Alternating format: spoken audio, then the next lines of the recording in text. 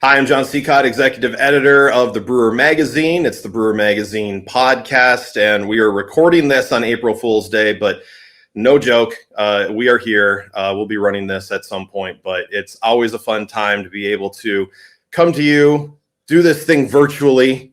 And speaking of virtual, bringing in a well-known name coming from Yards Brewing. Tom Kehoe is here, and he is virtual, and that's what we're talking about today, Tom, is virtual tastings. I got an email from you guys, a little bit ago saying that you guys are bringing back virtual tastings, which were the rage a few years ago because of something going on in the world.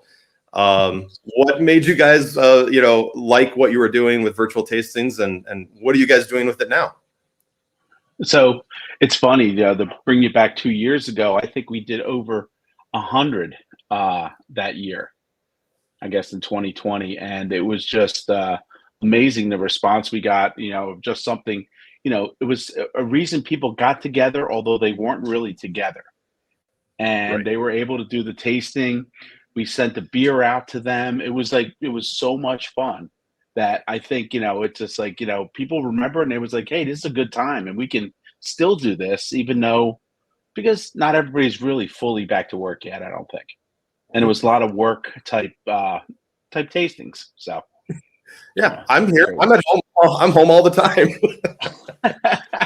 right. I mean, it's like, well, are we going to go out and get together? Or are we going to get together and really talk and get everything we need to get done over the internet? So It was almost like such a rush job back at the beginning of the pandemic that people were coming up with these ideas. right. I'm sure it's a little more smooth sailing now for you guys. How did those first virtual tastings go? Was it more live stream available to anyone? And how did it start? And what are you guys doing now? So we really, back then, we were actually booking groups, a lot of like law firms, companies that wanted to, sort of have fun with some of the other people they were kind of doing like a virtual meeting with.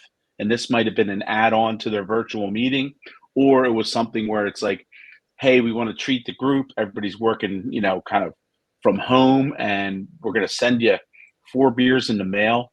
And then this crazy guy named Tom's going to get on there and start talking about the beer and talking about his business and, just have a lot of fun. And everybody's going to sit there and drink beer. By the end, you're 4 beers in. It's like, hey, that was an hour, 4 beers in an hour. That's pretty good. Yeah. So where is like for you guys? How much of a response do you get? I know you sent this out at the end of February. How did that email or what you've done in the past, like kind of move it forward? I mean, how much response do you guys get from like a mass emailing like that? Right. I mean, back during COVID, where this was like a thing, a real thing. I mean, because we did over 100 of them. Mhm. It's we're getting some response. We're getting some people. It's like, what actually is it? But the people that have done it before, we're getting still repeat business from that. I mean, we had one company. I think they might have did over 10 virtual tastings throughout the year, and even into the next year. It was just a lot of fun. And then once they were able to come in person, they came to the brewery, and I did a tasting with them, live, sitting right there, which was a lot of fun. So. Pretty cool. Well, it's Yeah. obviously you enjoy doing them then, because it is something that you are doing. It's not like you guys are having someone in the company do it. You are a founder. You are right in there. People love being able to talk to the people that started these things. So that's got to be fun for you too. Exactly. I mean, I've got sort of like, a script just because I know the product so well. So it's like a script, but it's really just me talking from the cup. But I really try to get some people talking and answering, questions and seeing how well they're into beer. I mean, like sometimes they would bring people from other cities, and most likely I'd know breweries from that city, like Chicago or something like that, and talk about the breweries and how we compare to them, and to give them a better basis of what Yards is. And so it's more talking. It's talking about Yards. It's talking about beer. It's talking about how to taste beer, and you can do that virtually because you're not virtually tasting the beer. You're actually tasting the beer because you have it in front of you. Yeah. Yeah. So And that's kind of a great thing about it. The conversation's virtual, but the actual tasting and what you're doing isn't. So I think yeah. that's what makes these virtual tastings successful. I think so too. So that takes some logistics. You actually have to schedule it, make sure the beer is getting there. I mean, how behind the scenes for you guys, how does that all function? And, kind of what kind of timeline do you have to work with to be able to get one going? So yeah, it's a couple weeks if you're going to be sending it out. Yeah. Sometimes we just might drop off like a few cases of beer already packaged up in like four packs because we would do 4 beers and send that to like the company, and they would each have to pick up their 4 pack and have to hold on to it for a day or two until the actual online tasting time came or whatever. So Nice. and I would do it any place from here at the brewery to being at home in my dining room, or even up in the Poconos, depending on where I was when we scheduled everything. So, Very cool. but What kind of yeah. beers do you work through when you're doing that? Is it very basic stuff that people, if they like it, they can run to the store and pick up more? Or do you bring some special stuff in too? Nope, it's pretty much all stuff that's canned, that's readily available. Usually, we would do our variety pack or something like that, but it would be enough of a difference that you'd be able to try like our most popular beer, Philly Pale, and then maybe a Bit Viper, an unfiltered beer, and then go to a classic like IPA, and then it might be Summer Crush, it might be Big Johns or something like, or Long Johns or something like that. Whatever was pretty much like available in the variety pack, and readily that is always available from Yards, so that they could go out and grab that right away. And it was one beer we did a lot back then, which we don't do anymore, which was our Loyal Lager. Ah, So we got that replaced now with the High Dive, which is a gotcha. summer pilsner. So we bang, we're constantly doing like fitting in styles that fit, and we don't want to have a hole out there where it's like, oh well, they don't do a pumpkin beer. When we don't do a pumpkin beer, and we're not going to. But we'll explain that during the virtual tasting if somebody wants to ask. Yeah. And that's the thing. Are you seeing this being as almost a way to introduce yourself to a complete different group of people that might never step foot into Yards or go to a grocery store and be willing just to pick it up on a whim without knowing who you guys are? This gives you it's a marketing opportunity along with a connection. Exactly. You're finding some people are craft beer addicts that are part of it, and some people it's like, look, I don't know if I like beer because I haven't had the right beer. And so you got to kind of like show them it's like, hey, we're a local company, we do this, and you should buy from us because of that, but you just should also buy what you like. And I think by doing the tasting, you can let them know like, yes, this is a citrusy hopped beer, things like that. It's like, wow, I never really tasted beer like this before, because they really aren't beer savvy. And just by doing the virtual tasting, we speak try to speak to everybody's level, and that's one reason I like to have a two-way communication with the people that are part of the call, part of the virtual tasting. And when it It comes to what means a you lot. guys are using, do you guys have something in-house that you're able to use, or is it Zoom that you guys are using? Like what, and like how many people can you have? Because that obviously is important too. Right. So we've done Zoom, and I've done over 100 people Wow. sometimes with these things, which has been pretty crazy. And that really is just you don't have too many people you can actually talk and connect with, but you Yeah. have to try to maybe it's like they're you kind of get like one supervisor that's kind of sort of speaking for everybody, Hmm. which works out. And so we would have a lot of prep going on for a big tasting like that, but most of the time it's about 15 people, enough that fits in a full screen. And Oh, it makes fun conversation. Some people are running around, some people invited their neighbors over and are sitting at a picnic table outside with a phone stuck up against the candle or something like that. It's just like it's pretty hilarious. And that's pretty. and it's fun because they're in a great state to be able to have that virtual tasting, because they're comfortable, they're trying beer, they're in a setting where I think that it lends them to be a little more engageable. And I think Hmm. that's the big thing about these virtual tastings is engaging with people and really making it, people, you know, understand the beer, understand the brewery that we're talking about. So, Sure. which is Well, and Yards. Yeah, you brought that up. You said state, so you guys can only do this in your state, correct? Because of shipping beer, that or is it No. reciprocating? It's like, where have you been able to do this? Well, so I mean, so say we did a big accounting firm. Like some people are living in New Jersey, some people are living in Delaware. They go to their accounting firm and pick up the beer from them. So Oh, we're perfect. you know we're crossing state lines that way. The I guess you have like a law firm that had people that they were talking another law firm in Chicago. They sent the beer out themselves. So Oh, okay. Yards wasn't actually sending it, but I think we're allowed to send it if it's if I'm not sure. I guess if it's a paid for product or whatever, and then Yeah, you can ship beer now through the postal service. yeah, They just have yeah. to know it's beer. You have to, and and they have to. It's, I know there's like a lot of things with like reciprocating states that allow Yes, sales beer into, because I know like especially during COVID, we were ordering beer to support breweries from all over the country, but we could only get right. breweries from certain places. And I Yeah, know my wife was very excited when Tennessee opened up to Ohio, so that she could sell this stuff. Like it was just one of those things, because we wanted to make sure that we were helping in ways that we could, and we weren't able to leave and go anywhere. So right. laws are different so I'm sure like that's one of those sticky points where it's like you don't want to get yourself in trouble accidentally shipping beer out, and all of a sudden you're like, well, we weren't supposed to do that, and Right. And it made you feel proud that brewery work was an essential personnel. So exactly. That's cool. And kind of, is this something that you guys continually want to keep going, or is this something like it's starting to wear out, you kind of like it, but it's not exactly something that you want to do, or do you just love doing it? I mean, what's your thought process on well, I think that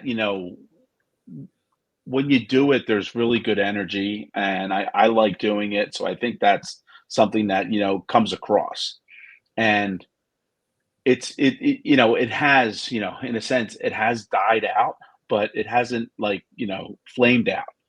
Yeah, So it's still something that that fits in, because we can do regular events now. So it's like we're working on regular events, but if there's something like this comes up, just because, and it could be somebody that ordered an event or is booked an event, and it's like, hey, we want to have some of these people that aren't part of our group mm, that are going to be able to make it there in person to be part of it, and we'll go from there. It's funny, I did a virtual tasting, or I did a live tasting for a bunch of IBM people that came to the brewery. Some of mm. them were gonna do the virtual tasting the week after. So there was another week after they were here, and to have more people be part of the situation. A few people came on, and I decided, since a lot of the guys were, in AI, that I would go on to the internet with an AI kind of chat GPT and design a tasting of two of the beers that we were going to do. So Nice. I had that whole thing printed out and basically memorized it word for word, read the GPT one, and one of them was wrong. And then afterwards I told them, and so this is what AI generated for our gold ale or something like that, which it was new, so they didn't have a lot of information on it. They just took what most gold ales were and things like that. So it was a lot of fun to almost like dupe the AI in front of the people that are creating AI, which was this group of IBM people. And I came clean. It was a lot of talk about that, which was pretty interesting. Yeah, that's pretty neat. Is there? I mean, you've talked to law firms, computer people. I mean, what are kind of some of the clientele that you've been able to work with, and anything that you were surprised by that you enjoyed? Maybe you got something out of it from the other end, and just working with Well, people. the one of the most favorite ones I did was the Girl Scouts. Now, not Girl Scouts, but all sort of like the Yeah. leadership, came in there, and we did a virtual tasting and pairing with Girl Scout cookies. Oh, that's. They sent me a bunch of cookies, and that had about 45 people on it, which was Oh, wow. pretty crazy. Yeah, Did so it you was a find lot of fun, and I got a lot of Girl Scout cookies, which was great. what was your favorite? Do you remember? Oh, the what is it? Just the basic peanut butter one. I forget what they call it. The peanut Oh butter yeah, crunch or something like that. Nice. And it went with But which? that went with the brawler Ah, because okay. it was nice malty, and then it was like putting peanut butter between two slices of bread. Fantastic. Well, very Yeah, neat. Yeah, it sounds like a lot of fun. I think it's a cool thing. I'm glad to see there's someone still doing it. I think it is a worthwhile endeavor, and it does open up your ability to be able to connect with people in a different way, because I think, and you've probably noticed this, just be it numbers or walking into the tap room, not as many people go out anymore. At right. least not in a lot, every day. Maybe a week. People are more about weekends now or something like that. And being able Yeah, to, open this up gives you that other avenue. You're still finding another way to get your name out there. yeah. It is. It's getting your name out there, and I'm thinking that if we go into new markets, things like that, that this might be a really great tool just to try to catch on yards and some people that don't know enough about our company, but are willing to try the beer, and if they can get a tutor tasting with that, that would be awesome. And So yeah, I'm sure, like I said, people just love being able to hear the story from the person that actually was there. Is it, yeah. do you ever get sick of talking about either A, yourself, and B, the company? No, it's funny. It's just I'm so proud and proud of our story that I think most people in the company are love to tell it. Yeah. It's just like it's kind of like we built a brewery. Hey, we want to bring you on tour and show it to you. It's just like being proud of something. It doesn't get old. Yeah. Awesome. Well, it sounds like it's a lot of fun. I'm glad you guys are doing it. And thanks for sharing, kind of some insights Yeah, into it so that other people possibly can start thinking about this. This might have been one of those back burner ideas 2 years ago, and it's still viable, I think. I think it really is. I think we're still using it with work, just maybe a different way to communicate as groups. And I think that's where it works when you're bringing a group together. A lot of times, I would never just make a phone call. Just a one-on-one kind of Zoom meeting or something like that. It's for other people to be so people can be involved and people know what everybody's talking about. So yeah, Absolutely. Well, and I cool. Well, think thank that technology is just going to get even better.